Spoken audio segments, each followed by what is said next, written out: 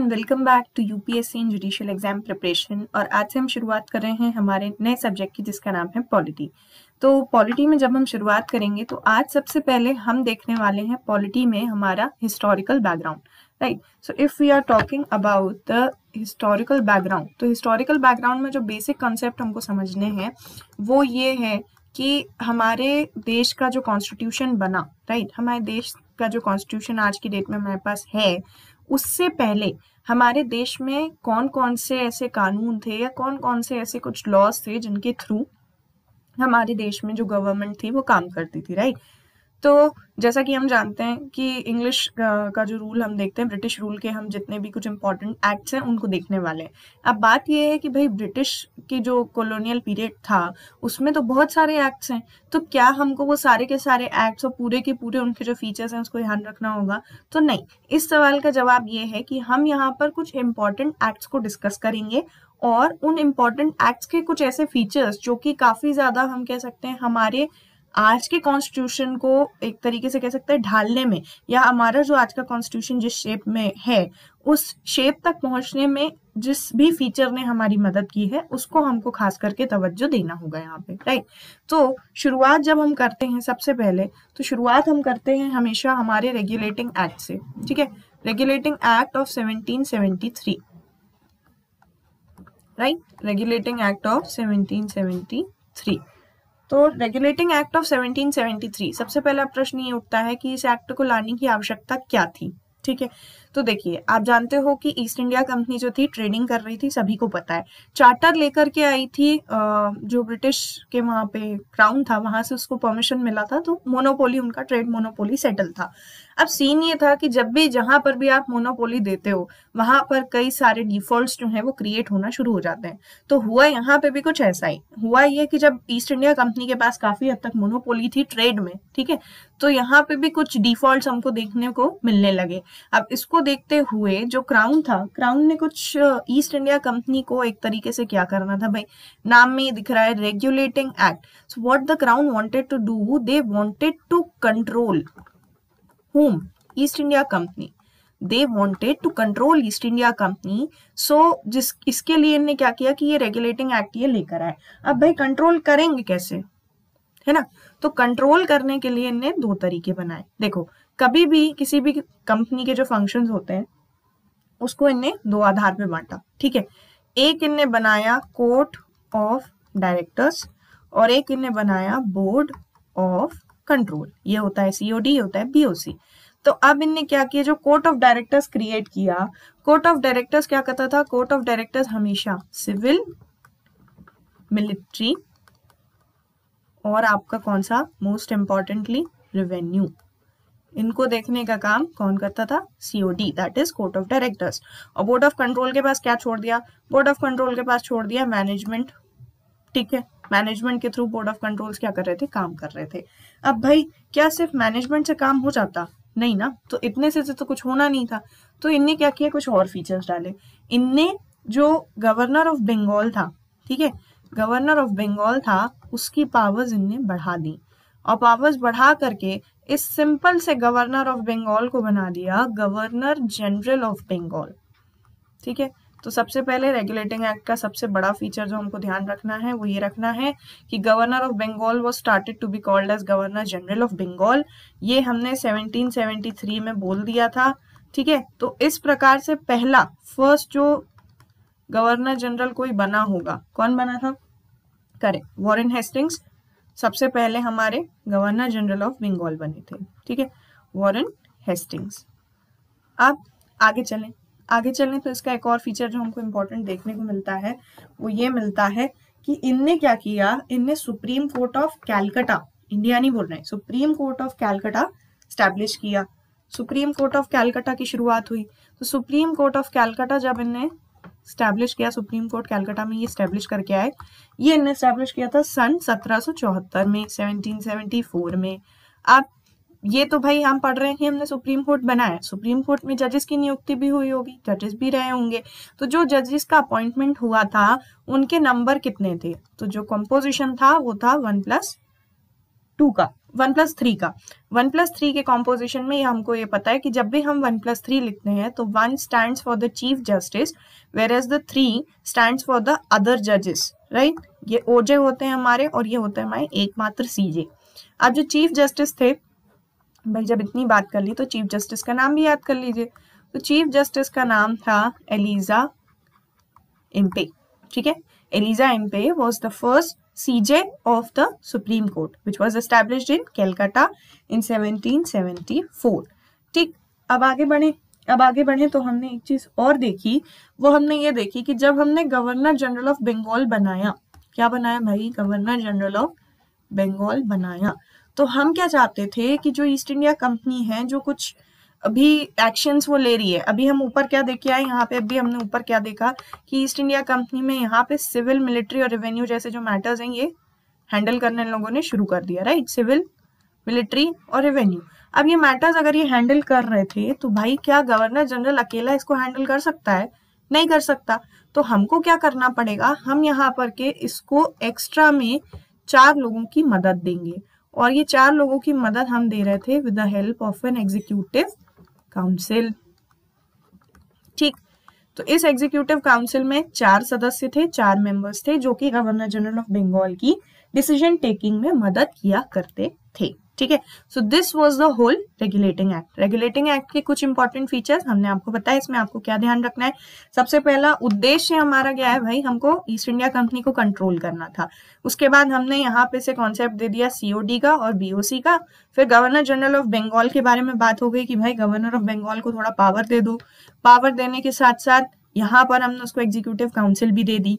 Executive council के साथ साथ एक सुप्रीम कोर्ट भी यहाँ पे स्टैब्लिश कर दिया, ठीक है। तो एक तरीके से अब हम धीरे धीरे आगे बढ़ रहे हैं एक ऐसे लाइन पर जिसके थ्रू हम क्या करना चाहते हैं, हम गवर्नमेंट को रन करना चाहते हैं, मतलब एक तरीके से हम रूल कर रहे हैं। क्योंकि यहाँ पे हम देख रहे हैं कि ब्रिटिश पीरियड जो हम देख रहे हैं, अब ये क्या कर रहे हैं, एक तरीके से रूलिंग की तरफ आगे बढ़ना इन्हें शुरू कर दिया है। तो this was the first act जिसके थ्रू हम ये मान सकते हैं कि इनने एक तरीके से जो अपना क्या कहते हैं इसको, हम हिंदी में एक वर्ड यूज करते हैं, आधिपत्य, राइट, शासन टाइप जो इनने था, गवर्नमेंट जो इनने थी, ये चलाना इनने इसी रूल के थ्रू स्टार्ट किया है, ठीक है। ये बात यहाँ पर क्लियर होती है रेगुलेटिंग एक्ट से। अब इसके बाद जो आता है हमारे लिए सेकेंड इंपॉर्टेंट एक्ट, वो आता है हमारा पिट्स इंडिया एक्ट, राइट। नाम ही है इसका पिट्स इंडिया एक्ट, ठीक है। आया कब था पिट्स इंडिया एक्ट? आया था इसके 11 साल बाद 1784 में। बीच में एक एक्ट ऑफ सेटलमेंट भी आया था, बट वो उतना इंपॉर्टेंट हमारे लिए नहीं होता है। हमको जो ध्यान रखना है वो ध्यान रखना है पिट्स इंडिया एक्ट 1784। अब पिट्स इंडिया एक्ट का क्या काम होगा भाई? पिट्स इंडिया एक्ट का काम ये होगा कि जो 1773 का हमारा रेगुलेटिंग एक्ट था, RA था, उसके रेक्टिफिकेशन के लिए हम इसको लेकर आए। रेक्टिफिकेशन क्यों कर रहे हैं भाई? क्योंकि देखो ब्रिटिश जो थे वो जब देख रहे थे कि हमारा जो इंडियन पैटर्न है, राइट, हमारे उस समय क्या था, राजा रजवाड़ों के छोटे छोटे प्रोविंसेस हुआ करते थे, कहीं कहीं पे अलग पैटर्न चलता था, कहीं कहीं पे नवाबों की रियासत थी, अलग अलग पैटर्न थे, राइट। तो वहां पे जब ये देख रहे थे तो इनने ये देखा कि कुछ चीजें ऐसी थी जो शायद कहीं ना कहीं रेगुलेटिंग एक्ट में कुछ ऐसे फीचर्स रहे होंगे जिसकी वजह से इंडिया में उस वक्त कुछ प्रॉब्लम्स क्रिएट होना शुरू हुई। तो उसको रेक्टिफाई करने के लिए क्या लेकर आए? ये लेकर आए भाई पिट्स इंडिया एक्ट, ठीक है। पिट्स इंडिया एक्ट आया 1784 में। 1784 में पिट्स इंडिया एक्ट से इनने सबसे पहले क्या किया होगा? सबसे पहले इनने ये बोला कि ये जो हमारा बोर्ड ऑफ कंट्रोल है, जिसकी अभी हम ऊपर बात कर रहे थे, राइट, बोर्ड ऑफ कंट्रोल क्या करेगा? पॉलिटिकल अफेयर्स को मैनेज करेगा। अभी तक हम केवल और केवल सिविल, मिलिट्री और रेवेन्यू जैसे मैटर्स पर ही बात करते थे, मगर अब यहाँ से आप देख सकते हो कि ईस्ट इंडिया कंपनी जो है वो पॉलिटिकल अफेयर्स में भी एंट्री कर रही है। वो चाह रही है कि उसके पॉलिटिकल अफेयर्स को कोई मैनेज करे, इसलिए उसने क्या क्रिएट किया हुआ है? Board of control, right. इसके अलावा हमने एक फीचर ये देखा कि they started distinguish between the commercial and the political functions। तो भाई जब आप सीधे सीधे यहाँ क्लियर कट बोल रहे हो कि बोर्ड ऑफ कंट्रोल क्या करे? पॉलिटिकल अफेयर्स देखे, तो हम चाहते हैं कि जो हमारे पॉलिटिकल अफेयर्स हैं वो अलग चलें और हमारा जो सिविल या फिर कमर्शियल मैटर है, जैसे हमारे ट्रेड रूल्स हैं, वो अलग चलें, ठीक है।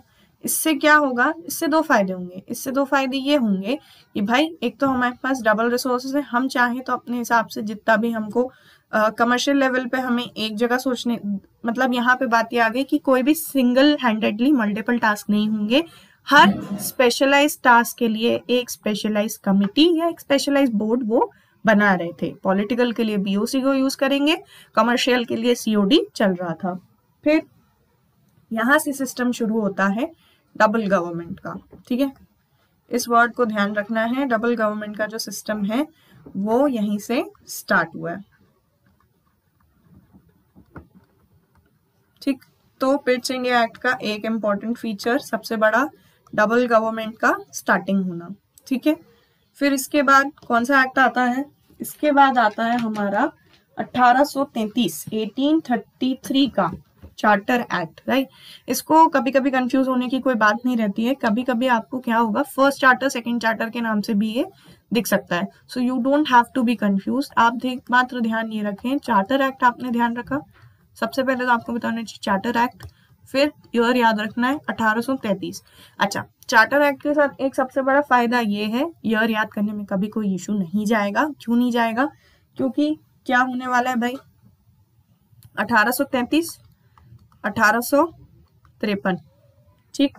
उसके बाद 1873 आना चाहिए, लेकिन नहीं आया। क्यों नहीं आया, क्योंकि 1858 में यहाँ पर क्या हो गया था, हमारा रिवोल्ट हो गया था, ठीक है। 1857 में रिवोल्ट हो गया था, यहाँ पे 1857 में रिवोल्ट हुआ है, इसको ध्यान रखना है। 1857 में रिवोल्ट हुआ है और 1858 में इनका क्या आ गया था भाई, ब्रिटिश गवर्नमेंट ऑफ इंडिया जो क्राउन एक्ट था वो आ गया था, ठीक है। क्राउन रूल हमारा यहाँ से स्टार्ट हो जाता है, 1858 से क्राउन रूल आ गया था। तो फिर जो चार्टर एक्ट हमारा 1873 में आना था वो नहीं आया, ठीक है। तो चार्टर एक्ट 1833 के कुछ ऐसे फीचर्स जो ध्यान रखने हैं, उसमें से सबसे पहला फीचर है सेंट्रलाइजेशन ऑफ द गवर्नमेंट, ठीक। अब देखो भाई, बात यहाँ पे बहुत क्लियर कट हो रही है कि ये ट्रेडिंग तो कर रहे थे, बट ये ट्रेडिंग के साथ क्या करना चाह रहे थे, रूल भी करना चाह रहे थे। तो अब रूल करने के लिए इनको क्या चाहिए था कि इनकी मोनोपोली हो, ये सिंगल हैंडेडली सब कुछ हैंडल कर लें, इसलिए इन्होंने क्या किया, सेंट्रलाइजेशन ऑफ गवर्नमेंट स्टार्ट किया। इसके अलावा हुआ ये कि जो हमारी ईस्ट इंडिया कंपनी थी उसकी सारी की सारी जो कमर्शियल एक्टिविटीज थी वो खत्म हो गई। तो भाई मतलब आप ये समझो कि एक कंपनी जो केवल और केवल ट्रेड करने के उद्देश्य से हमारे देश में आई थी, उसने अपनी कमर्शियल एक्टिविटीज खत्म कर दी और वो क्या करने लगी, पूरे तरीके से गवर्नमेंट चलाने लगी, ठीक। यानी कि यहाँ पर टोटल जो है एक आपको 180 डिग्री का फ्लिप दिखता है ईस्ट इंडिया कंपनी के नेचर में, ठीक है। कैसे दिखा, समझ में ही आ रहा है कि ये क्या कर रहे हैं, आप ये गवर्नमेंट चलाने ने शुरू कर दिया, कमर्शियल एक्टिविटी खत्म, इनको बिजनेस करना ही नहीं है, इनको क्या करना है, इनको गवर्नमेंट चलाना है। तो यहाँ पर इनने अब बोल दिया कि कमर्शियल एक्टिविटी खत्म कर देंगे। फिर कमर्शियल एक्टिविटी खत्म करते साथ यहाँ पे हम बोल रहे हैं सेंट्रलाइजेशन ऑफ गवर्नमेंट। कैसे करेंगे, ये करेंगे ये कि गवर्नर जनरल ऑफ बंगाल जो हमने बनाया था ना, 3 प्रोविंस होती थी, कौन कौन सी, बंगाल, मद्रास, कैलकाटा। तो ये जो 3 प्रोविंस, बंगाल, मद्रास और आपका बॉम्बे, ये 3 प्रेसिडेंसीज होती थी। इन 3 प्रेसिडेंसीज के गवर्नर होते थे। अब हमने क्या किया था, बंगाल के गवर्नर को पावर दे दी, बढ़ा दी, गवर्नर जनरल ऑफ बंगाल बना दिया। तो यहाँ पे अब जब हमको सेंट्रलाइजेशन करना है तो हम बाकी की प्रोविंसेस को या बाकी की प्रेसिडेंसीज को कैसे समझाएंगे, तो हमने बोला चलो भाई मैटर ही खत्म करो, झगड़े की बात ही मत रखो, नाम ही बदल दो, गवर्नर जनरल ऑफ बंगाल को उठा करके बना दो गवर्नर जनरल ऑफ इंडिया, ठीक है। अब जब इंडिया लग गया तो बॉम्बे मद्रास इनके बीच में किसी भी तरीके का कोई भी डिस्प्यूट होने का चांस ही नहीं रह जाता, क्योंकि हमने क्लियर कट बोल दिया कि जो बंगाल का होगा वो कौन कहलाएगा, गवर्नर जनरल ऑफ इंडिया कहलाएगा, ठीक है। गवर्नर जनरल ऑफ बंगाल को ही गवर्नर जनरल ऑफ इंडिया हम मानेंगे। अब ऊपर हम पढ़ के आए थे, पहला governor general of Bengal Warren Hastings थे। तो पहले गवर्नर जनरल ऑफ इंडिया कौन बने, फर्स्ट जो बने वो बने विलियम बेंटिक, ठीक, विलियम बेंटिक, ये बने हमारे first governor general of India, ठीक। ये हो गई बात। इसके बाद सिविल और मिलिट्री पावर्स किसको दे दी, इन्हीं को दे दी। सिविल और मिलिट्री की जो भी पावर्स थी वो हमने किसको दे दी, इनके अंदर दे, इनके पोस्ट में डाल दी। नहीं तो पहले कौन हैंडल कर रहा था, पहले हैंडल कर रहा था कोर्ट ऑफ डायरेक्टर्स, राइट। ऊपर पढ़ के आए थे रेगुलेटिंग एक्ट में कोर्ट ऑफ डायरेक्टर्स हैंडल कर रहा था, यहाँ पे कौन हैंडल करने लगा, चार्टर एक्ट के बाद किसके पास आ गई, गवर्नर जनरल ऑफ इंडिया के पास सारी की सारी सिविल और मिलिट्री पावर्स आ गई। और इसमें यहाँ पर जो एक चीज थोड़ा सा ध्यान रखने वाली है वो ये ध्यान रखना है कि कंफ्यूजन कैसे क्रिएट होता है। देखो, proposals of exam, proposals of government exams, जो हम जॉब्स के लिए बात करते हैं ना, सिविल सर्विसेज एग्जाम्स होते थे, उसके लिए प्रपोजल यहाँ पर इस एक्ट में डाला गया था, ठीक है। प्रपोजल वाज गिवन कि आप एक काम करें, आप इंडिया में एग्जाम ऑर्गेनाइज कराएं जिसके थ्रू जो है सरकारी भर्तियां की जा सकें। बट जो हमारे बोर्ड ऑफ डायरेक्टर्स थे उनने इसको निग्लेक्ट कर दिया, ठीक है। बोर्ड ऑफ डायरेक्टर्स ने इस प्रोसेस को इस वक्त 1833 की बात कर रही हूं मैं, 1833 में निग्लेक्ट कर दिया। अच्छा, कंफ्यूजन कहाँ होगा, कंफ्यूजन यहाँ होगा कि प्रश्न पूछा जाएगा कि फर्स्ट टाइम प्रपोजल कौन से एक्ट में दिया गया था। अब उठा के डाल दिए दोनों तीनों act, charter act 1833, charter act 1853, Indian council act 1861, government of India act, कौन सा आंसर देंगे आप। तो फर्स्ट प्रपोजल अगर कहीं लिखा है तो कौन सा नाम आएगा, चार्टर एक्ट आएगा। एक्सेप्टेड प्रपोजल सबको पता है कि आगे जाके हमको एक्सेप्टेंस मिला था, ठीक है। आगे जाके हमको जो गवर्नमेंट ऑफ इंडिया एक्ट 1919 का आता है उसमें हमको प्रपोजल मिलता है और फिर वहां से हम क्या करते हैं, हम बनाते हैं रॉयल कमीशन, या जिसको हम कहते हैं हमारा यूपीएससी, राइट। यूपीएससी हमारा स्टैब्लिश होता है 1926 में, ठीक है। तो शुरुआत उसकी यहाँ से आप देखोगे कि आपको जो सीड्स हम कहते हैं कि यहाँ से एक शुरुआत हुई थी, मगर ये शुरुआत काफी हद तक फेल हो गई थी, ठीक है। बट प्रपोजल दिया था भाई, तो प्रपोजल तो याद रखना पड़ेगा कि that giving that proposal was important, ठीक है। आगे बढ़ते हैं। इम्पोर्टेंट एक्ट जिसका नाम होता है चार्टर एक्ट ऑफ 1853, ठीक है। 1833 का चार्टर एक्ट हमने देखा, उसके फीचर्स हमने देखे। अब बात करें हम 1853 के बारे में। 1853 के जो फीचर्स हैं, अगर मैं उसकी बात करूं तो सबसे पहले हमको यहाँ पे समझना है कि अब क्योंकि ये सेंट्रलाइजेशन ऑफ गवर्नमेंट स्टार्ट हो चुका था, ठीक, 1833 से सरकार चलने लगी थी, सेंट्रलाइजेशन स्टार्ट हो गया था। अब इनका काम क्या था, इनका काम था कि ये लेजिस्लेचर और एग्जीक्यूटिव को सेपरेट करना चाहते थे, ठीक है। लेजिस्लेचर अलग हो और एग्जीक्यूटिव अलग हो, क्योंकि भाई अभी तक हम क्या पढ़ रहे थे, अभी तक हम पढ़ रहे थे कि हमने गवर्नर जनरल ऑफ बंगाल बनाए, उनको हमने 4 लोगों की एक एग्जीक्यूटिव काउंसिल दी, फिर उस एग्जीक्यूटिव काउंसिल के पास हमने सिविल मिलिट्री के डिसीजंस दे दिए। तो भाई अकेला बंदा सारे काम कैसे करेगा, है ना। तो यहाँ पे एग्जीक्यूटिव को सेपरेट कर दो, लेजिस्लेचर को अलग काम करने दो। इस सोच के साथ ये लोग आगे बढ़े। जब ये लोग आगे बढ़े तो हमने ये देखा कि हुआ ये, सबसे पहले तो यहाँ पर जो इनकी काउंसिल थी, ठीक है, एक तो एग्जीक्यूटिव काउंसिल थी, फिर इनने क्या किया, एक लेजिस्लेटिव काउंसिल हुई। लेजिस्लेटिव काउंसिल में इनने मेंबर्स का एडिशन किया, ठीक है। लेजिस्लेटिव काउंसिल में जो मेंबर्स का एडिशन हुआ वो हुआ तकरीबन 6 नए मेंबर्स का, ठीक है। 6 new members were added in the legislative councils. भाई 20 साल का गैप है, 1833 से 53 के बीच में 20 साल का गैप है, बहुत सी चीजें चेंज हुई। तो एक लेजिस्लेटिव काउंसिल हमको देखने को मिलती है, अस्तित्व में आई, जो एग्जिस्टेंस में आई, और यहाँ पर 6 new members were added in the council. Okay, this was the basic first feature जो हमको ध्यान रखना है। फिर इसके बाद हमको देखने को क्या मिला, हमको देखने को मिला ये civil services exams for all का जो फीचर था ये आया। मतलब अब जो इंडियंस थे they can also apply for the civil services exams, ठीक है, एग्जाम्स फॉर ऑल, ये फीचर ये शुरू किया गया। फिर इसके बाद एक और नई बात जो हमने देखी वो हमने क्या देखी, हमने देखा कि जो 6 नए मेंबर्स यहाँ से ऐड किए गए थे, उन 6 नए मेंबर्स में से 4 जो थे वो किसी लोकल प्रोविंशियल गवर्नमेंट को बिलोंग करते थे, लोकल प्रोविंशियल गवर्नमेंट को बिलोंग करते थे, ठीक है। लोकल प्रोविंशियल गवर्नमेंट को बिलोंग कर रहे हैं, मतलब कौन कौन सी गवर्नमेंट्स, कौन कौन सी प्रोविंसेस थी, एक थी आपकी मद्रास, एक थी आपकी Bombay, next was Bengal and the next one was from Agra, ठीक है। ये 4 जो इनकी लोकल प्रोविंशियल गवर्नमेंट चल रही थी वहां से इनने क्या किया था, क्रिएट किया था, इसके थ्रू ये काम कर रहे थे। फिर क्या हुआ, फिर हम यहाँ पे अभी जो सिविल सर्विसेज एग्जाम्स की बात कर रहे हैं, सिविल सर्विसेज एग्जाम्स का जो फंक्शन था या रिकमेंडेशन था, ये किसने दिया था? ये आया था हमारी मैक्यूले कमेटी से। ठीक है, ये कमेटी इंपॉर्टेंट है क्योंकि मैक्यूले कमेटी आपको कई जगह पे, आप जब आगे भी पढ़ेंगे मैक्यूले कमेटी के बारे में,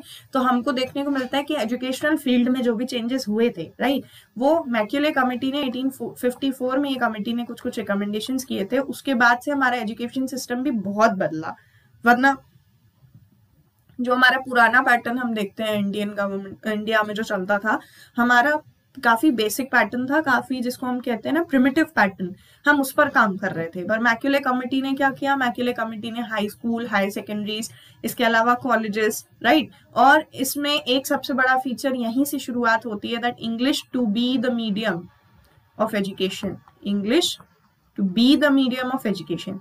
ठीक है, ये जो मीडियम ऑफ एजुकेशन आया है इंग्लिश, ये कहाँ से आया है? मैक्यूले कमेटी से आया है। ठीक है, तो कहीं ना कहीं कुछ ऐसे चेंजेस जो हम आज के समय में भी हमें देखने को मिलते हैं, ये 1854 की मैक्यूले कमेटी की रिकमेंडेशन से आए थे। ठीक, सो this was the charter act of 1853।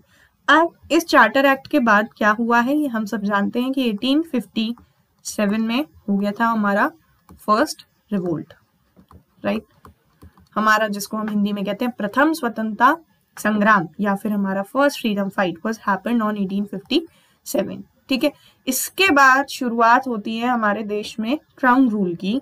Crown rule आता है हमारे यहाँ पर 1858 से। ठीक है, क्राउन रूल आता है हमारे देश में 1858 से। तो इस क्राउन रूल के पीरियड में कौन कौन से एक्ट्स इंपॉर्टेंट है, उनके कौन कौन से फीचर्स हमको ध्यान रखना है, ये देखेंगे हम हमारे अगले सेशन में। Till then don't forget to like, share, comment and subscribe to UPSC and Judicial Exam Preparation. Thanks for watching.